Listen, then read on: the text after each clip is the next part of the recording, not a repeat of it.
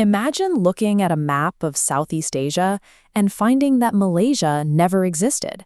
Instead, the entire Malay Peninsula and the massive Indonesian archipelago are fused together into a single colossal superpower. This was the vision for a world they called Melayu Raya.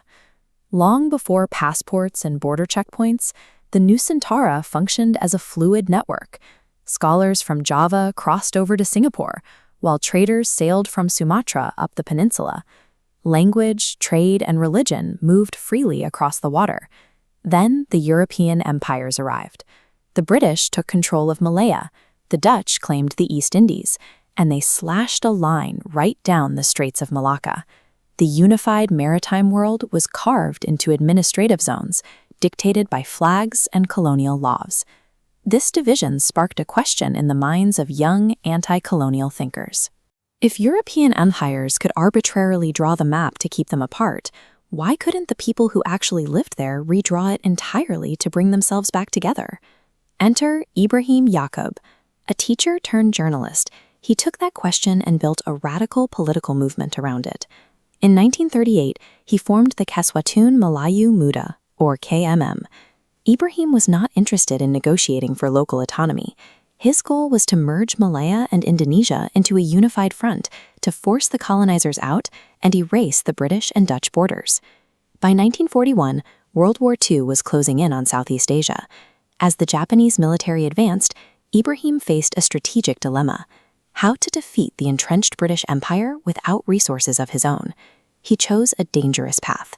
British intelligence records show Ibrahim accepted 18,000 Malayan dollars from the Japanese. He used this covert funding to buy the Warta Malaya newspaper, turning it into a tool for anti-British propaganda. Sobering. But when the Japanese actually invaded, their Asia for Asians propaganda shattered against reality. They did not arrive as liberators. They arrived as a brutal occupying force, bringing severe food shortages, fear, and military violence to the streets of Malaya. In a bitter twist, by June 1942, the Japanese outright banned Ibrahim's organization.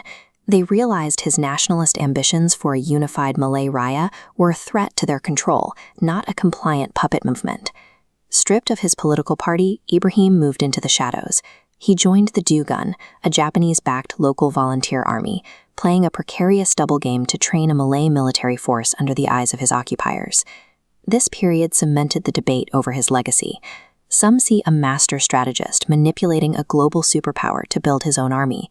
Others see a leader who sold out his people to a new oppressor. In the final days of the war in 1945, Ibrahim made one last play. He formed KRIS, a group designed to join the impending Indonesian revolution and attach Malaya to it. The logistics of this union were negotiated at the highest levels. In August, a secretive meeting took place in Taiping, Perak, where Ibrahim sat down with the future president of Indonesia, Sukarno himself.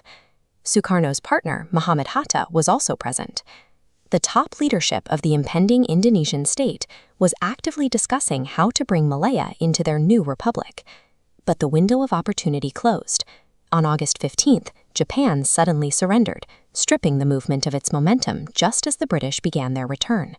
Facing two crumbling empires and internal chaos, the Indonesian leaders had to move. On August 17th, they declared their own independence, leaving the Malayan Peninsula behind. 2 days later, Ibrahim boarded a plane to Jakarta. To his supporters, he was relocating to the center of the revolution. To his critics, he was abandoning his followers to face the returning British without a leader. The vision of Melayu Raya collapsed because the Japanese empire fell too quickly, and the British returned too strongly. A matter of hours permanently severed the destinies of two nations. In Ibrahim's absence, the political landscape in Malaya changed. Leadership passed to a new generation that favored diplomacy over radical revolution. The face of this new reality was Tunku Abdul Rahman. He offered a different constitutional path to sovereignty that did not involve merging with Indonesia. History ultimately chose his path. On August 31, 1957, Malaya achieved its independence and stood alone as its own sovereign nation. The dream of a unified map was dead. In 1955, Ibrahim met with the Tunku in Jakarta. It was a brief meeting of two incompatible visions, the architect of a nation that never was, shaking hands with the founding father of the one that emerged. Ibrahim never truly returned home. He lived his twilight years under the alias Iskandar Kamel. The revolutionary spent his final years in the Indonesian corporate world, serving in roles like a director at Bank Pertiwi. When he died in 1979, he was buried at the Kalibata Heroes Cemetery in Jakarta, recognized as an anti-colonial fighter. Yet back in Malaysia, his name remains associated with risky alliances and unresolved questions of loyalty. We remember the history that happened, but Ibrahim Yaacob's life is a reminder of the margins.